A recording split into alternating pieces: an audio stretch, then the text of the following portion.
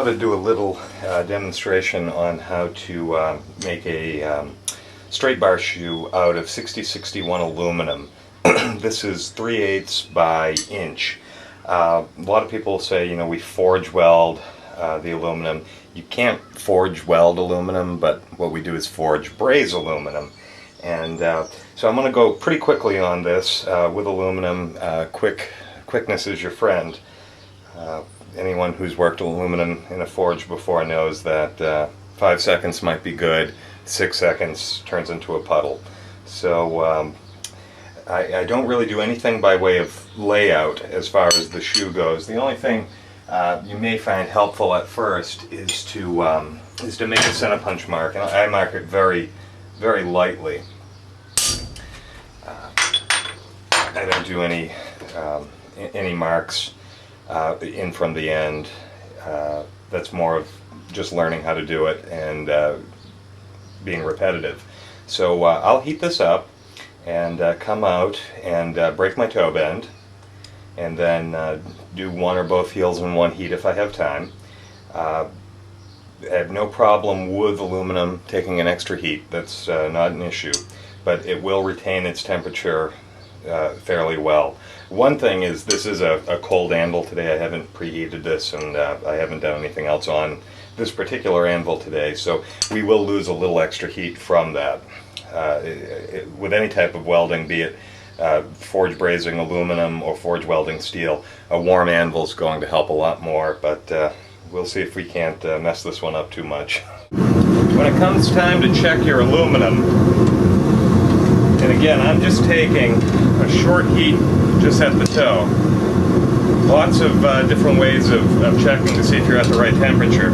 I'll take the hammer handle, and when it slides and leaves a scorch mark, I know that it's up to temperature.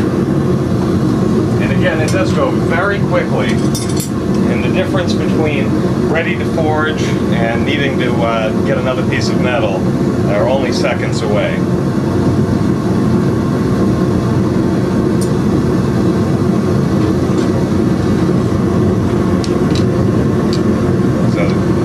I'm not sure if that will show up on the video, but it's leaving that scorch mark. So I'll crack my toe bend, and I do make a very bold, broad toe bend on these shoes.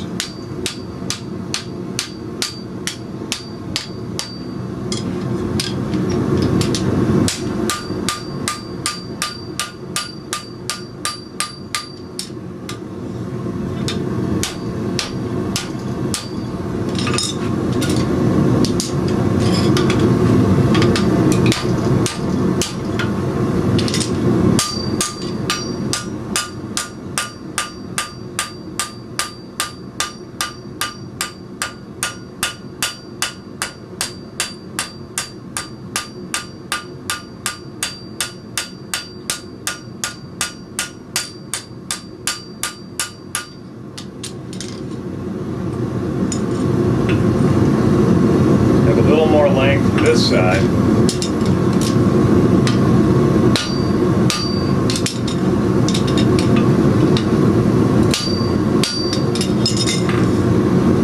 Even that out. Now I've already deep seated the sole surface. We'll accentuate that a little bit more later.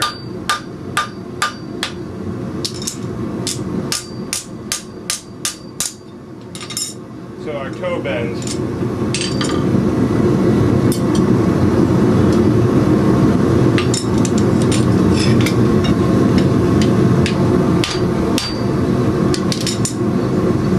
nice and symmetrical. So for the video, I'm going to do one side, one heel at a time. I'll probably only demonstrate doing one. It's just repeating the process on the other heel. So now what I'll do is take a heat just on the heel.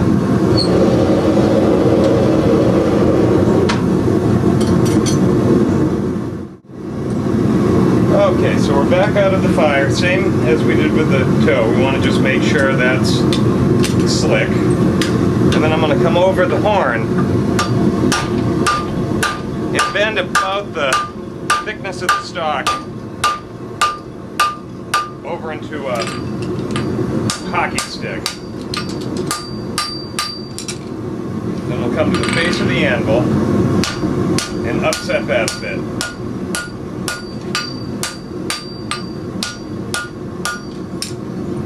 Come back to the horn.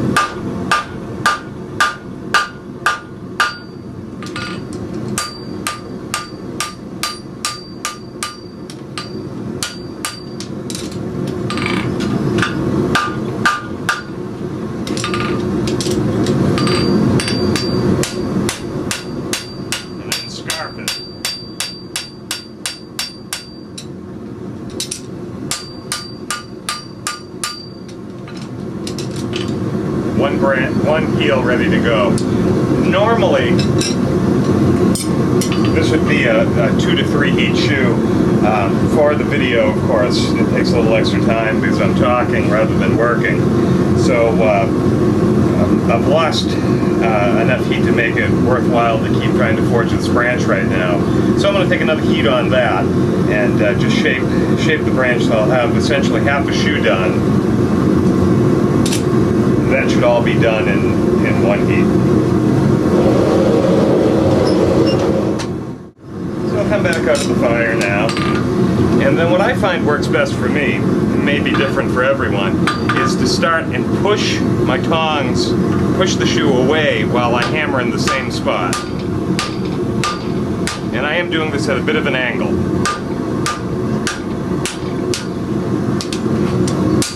And that will at least help me get started. Then I can come back more like you would traditionally do.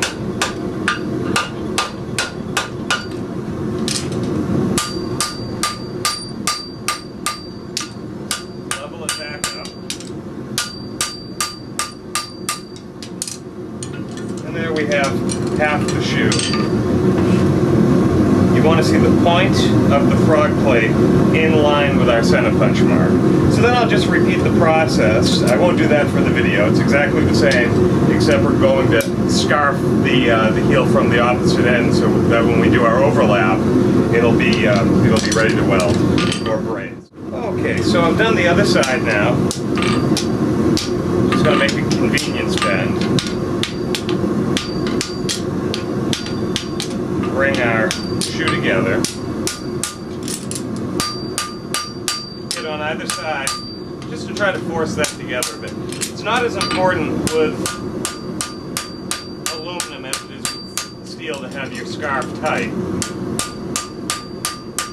I'll just use the heel of the hammer. This is Harris flux cored aluminum brazing rod.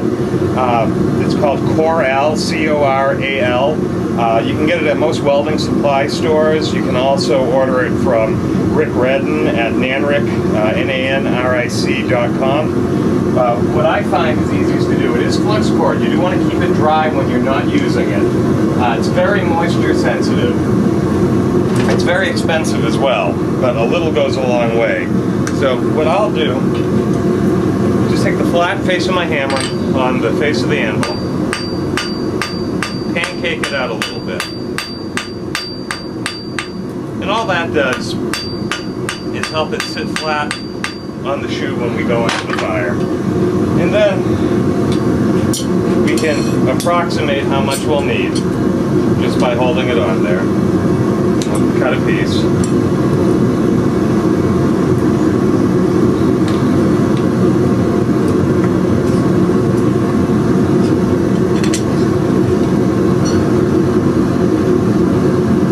Lay it on the shoe